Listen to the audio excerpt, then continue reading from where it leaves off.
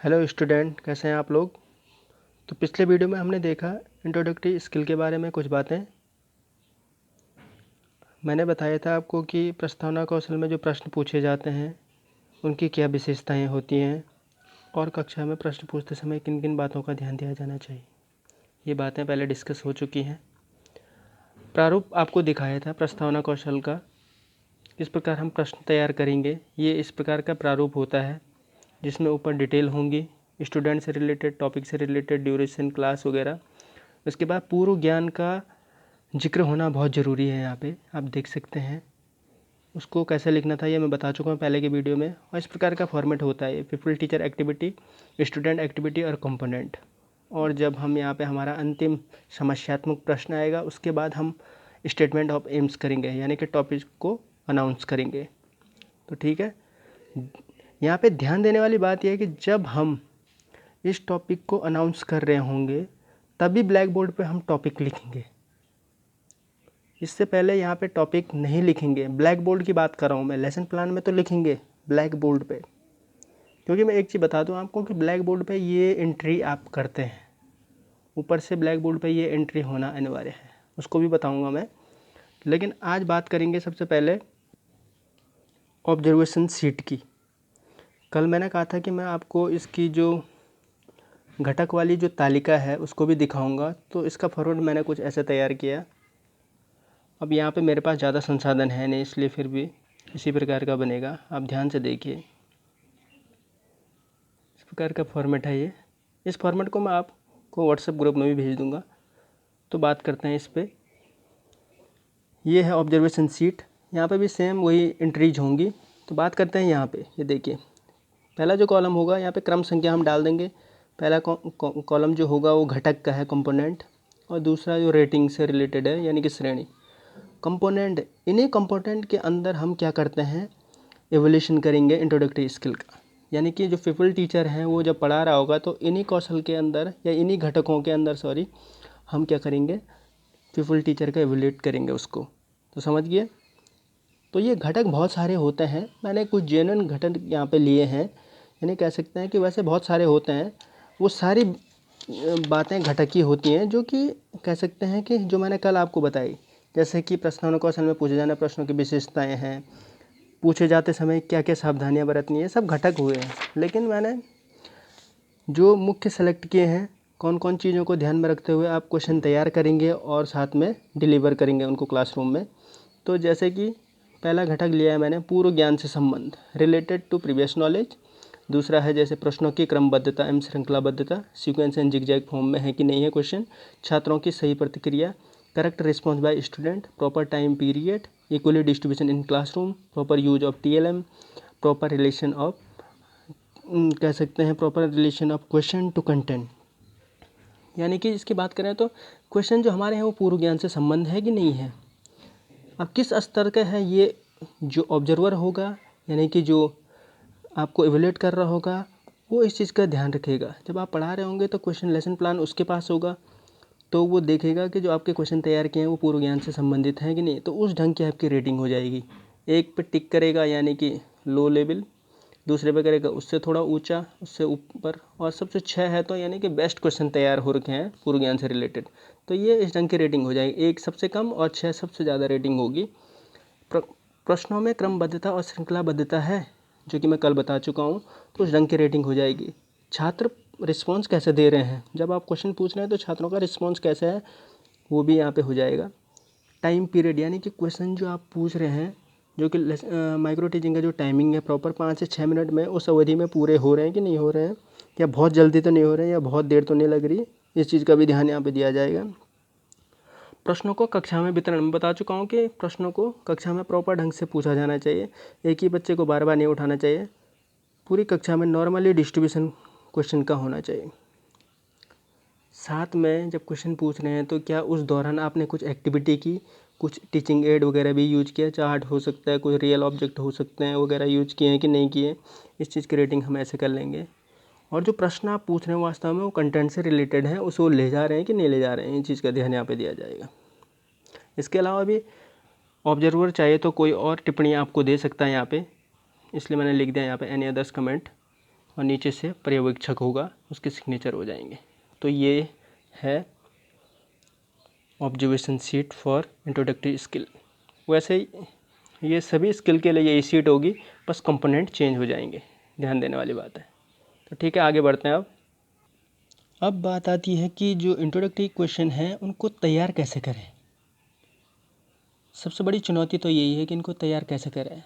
सारी बारीकियां जानने के बाद भी हम जब तक इनको तैयार नहीं करेंगे तब तक हमारी समझ में आना है नहीं। तो इसलिए आज मैं बताऊंगा इनको कैसे तैयार करें।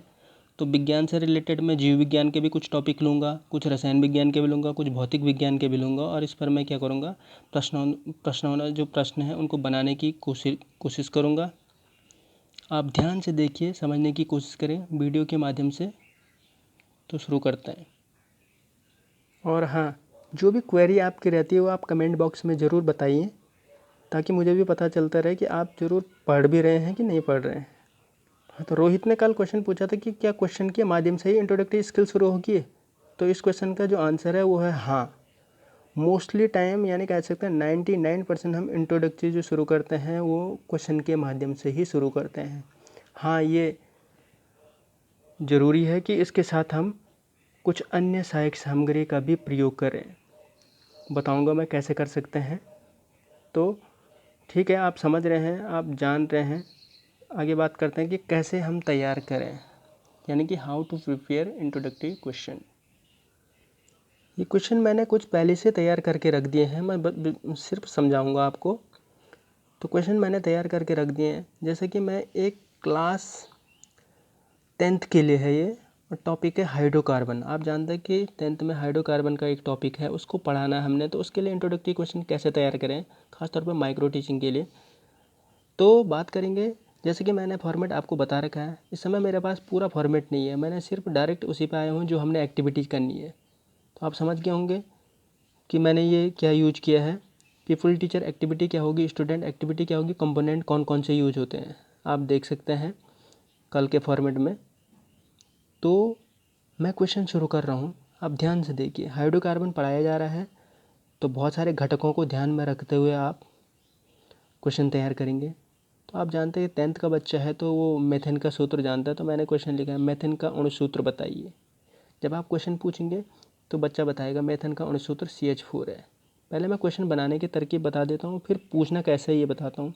दूसरा क्वेश्चन मैंने लिखा, देखिए CH4 यानी कि मेथेन कौन कौन से दो परमाणुओं से मिलकर बना है, वो ये जानते हैं। अणु और परमाणु को भी जानते हैं वो, इसलिए मैंने क्वेश्चन ऐसा पूछा है। और ये कल कहा था मैंने, जिग जैग मोशन में होना चाहिए मोस्टली क्वेश्चन, कोशिश करें। देखिए इसका आंसर है ये, और इस आंसर से ही मोस्टली क्वेश्चन तैयार हो रखे।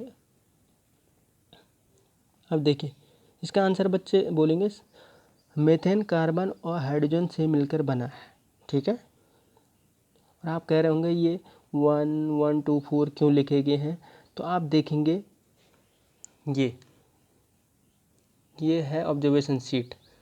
इन घटकों का यूज हो रखा, तो घटक का मैंने लिखने के बजाय इनके क्रम संख्या आप लिख दो, तो आपको आसानी भी होगी और कम टाइम में आप लिख पाएंगे। तो पूर्व ज्ञान से संबंध था क्वेश्चन का, तो 1 लिख दिया। तो जो जो घटक आपके यूज हो रहे हैं उसके आगे आप लिख सकते हैं। 1 2 3 भी हो सकते हैं, एक टाइम पर 7 के 7 घटक भी हो सकते हैं, एक टाइम पर सिर्फ एक भी हो सकता है। और बिल्कुल नहीं हो रहा है तो फिर तो आप जानते हैं आपकी रेटिंग बिल्कुल कम होने वाली है, ठीक है। तो समझ गए होंगे। तो शुरू करते हैं। आप देखिए तीसरा क्वेश्चन, कार्बन व हाइड्रोजन से बने यौगिक क्या कहलाते हैं। तो बच्चा बोलेगा कार्बन व हाइड्रोजन से बने यौगिक हाइड्रोकार्बन कहलाते हैं, ठीक है। ये देखिए इसी से रिलेटेड क्वेश्चन है ये, हाइड्रोकार्बन कहलाते हैं। कितना पता है उसको बता सकता है, क्योंकि 10th का बच्चा है, ध्यान देगा मेंटल लेवल 10th का है। उसके बाद मैंने पूछा हाइड्रोकार्बन के बारे में और आप क्या जानते हैं या क्या समझते हैं। अब बच्चा नहीं बता पाएगा, ऐसे भी हो सकता है कुछ बच्चे बता दें या कुछ थोड़ा थोड़ा बता दें इसके बारे में। तो आप इस ढंग से वहाँ पे शुरू करेंगे फिर, क्योंकि यहाँ पे हाइड्रोकार्बन आप नया टॉपिक पढ़ाने जा रहे हैं, तो बच्चों को पहले से कुछ ज़्यादा खास पता होगा नहीं। बहुत बार बच्चों को हो सकता है, कोई एक्सेप्शनल स्टूडेंट हो सकते हैं उनको पता हो, लेकिन हमने तो पूरी क्लास को पढ़ाना है, उसको ध्यान में रखते हुए। अगर एक बच्चा बता भी देता है तो आप दूसरे को पूछ सकते हैं क्या ये सही बोल रहे हैं या आप बताइए करके। अगर बच्चा यहाँ पे रुक जाता है तो आप फिर अनाउंस करेंगे, यानी कि स्टेटमेंट ऑफ द एम नीचे से होगा, छात्रों आज हम हाइड्रोकार्बन के बारे में विस्तृत अध्ययन करेंगे।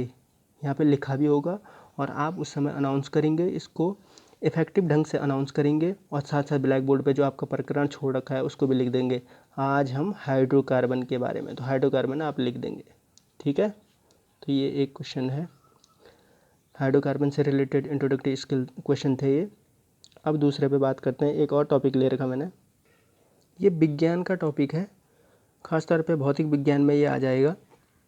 तो इसमें भी सेम है, देखिए प्रीवियस नॉलेज आपको पता है छात्र, कुछ ग्रह, चांद, तारों के बारे में सामान्य जानकारी रखते हैं। सौरमंडल में पढ़ाने जा रहा हूँ कक्षा 7 के लिए, खासतौर पे सोलर सिस्टम है, तो इस ढंग से क्वेश्चन बना सकते हैं आप। देखिए आकाश का रंग कैसा होता है, आकाश का रंग नीला दिखाई देता है। नीला ग्रह किसे कहते हैं, नीला ग्रह पृथ्वी को कहते हैं। पृथ्वी किसके चारों ओर चक्कर लगाती है, पृथ्वी सूर्य के चारों ओर चक्कर लगाती है। सूर्य व अन्य ग्रह मिलकर क्या बनाते हैं, सूर्य व अन्य ग्रह मिलकर सौरमंडल बनाते हैं। सौरमंडल के बारे में और आप क्या जानते हैं, तो यहाँ पे बच्चा निरुत्तर हो जाएगा। समस्यात्मक ये प्रश्न है।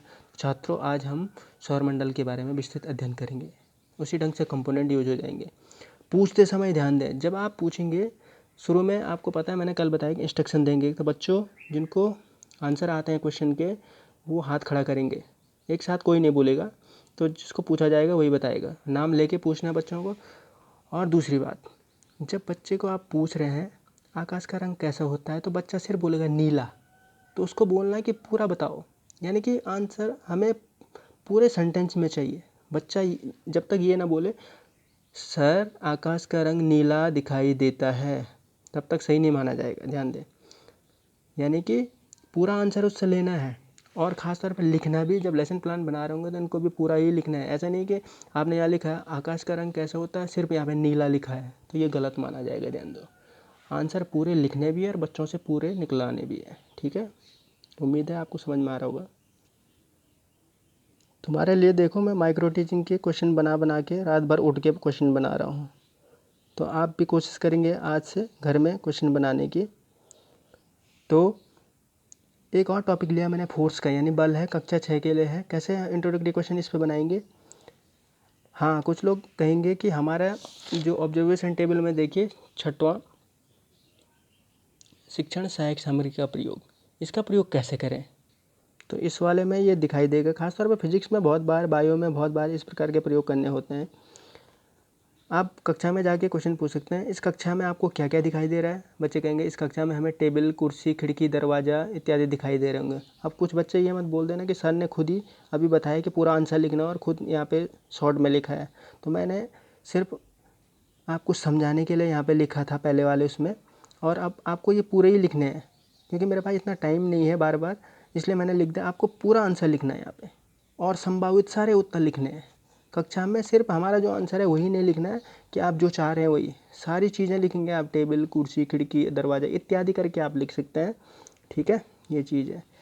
अगली चीज़ है रमेश ने क्या किया, ये कैसा क्वेश्चन है देखिए ध्यान। इससे ऊपर मैंने ब्रैकेट में लिख दिया, क्वेश्चन से ऊपर आप जो एक्टिविटी करवा रहे होंगे वो लिख देंगे ब्रैकेट करके। एक छात्र को बुलाकर दरवाज़ा बंद करने को कहते हुए, यहाँ पे आप लिखोगे, सॉरी मैंने भूल गया, छात्राध्यापक छात्र को बुलाकर दरवाज़ा बंद करने को कहते हुए, इसलिए इसका क्वेश्चन है ये।